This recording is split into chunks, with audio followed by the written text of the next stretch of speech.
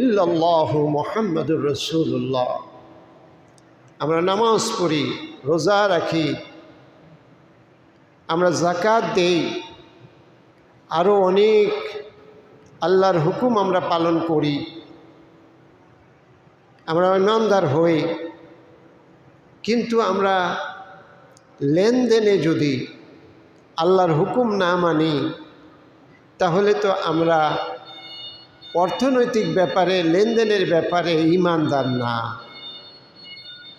আল্লাহ যা বলেছেন সে অনুযায়ী যদি আমাদের লেনদেন না হয়, তাহলে তো অর্থনৈতিক ব্যাপারে আল্লাহর কথা আমরা শুনলাম না, মানলাম না, তাহলে তো আমরা অর্থনৈতিকভাবে ইমানদার না। অর্থনীতির যে অংশ, ওই অংশে আমরা ইমানের বিপরীত।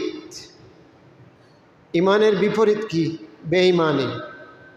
বেঈমানি, ইমান ছাড়া কর্মকাণ্ড করি ওই ক্ষেত্রে।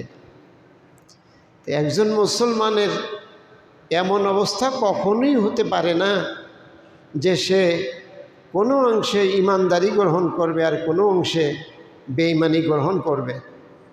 একজন মুসলমান পুরোপুরি ইমানদার হবে।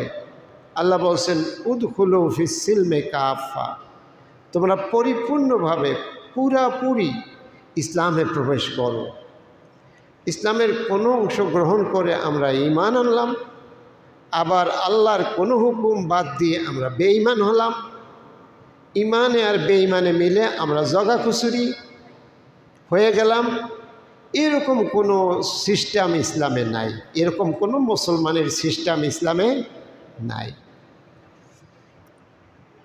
অতএব সময় এসেছে অর্থনৈতিক ব্যাপারে আমরা ইমানদার হয়েছি কিনা, অর্থনৈতিক ব্যাপারে আমরা আমাদের ইমান আছে কিনা।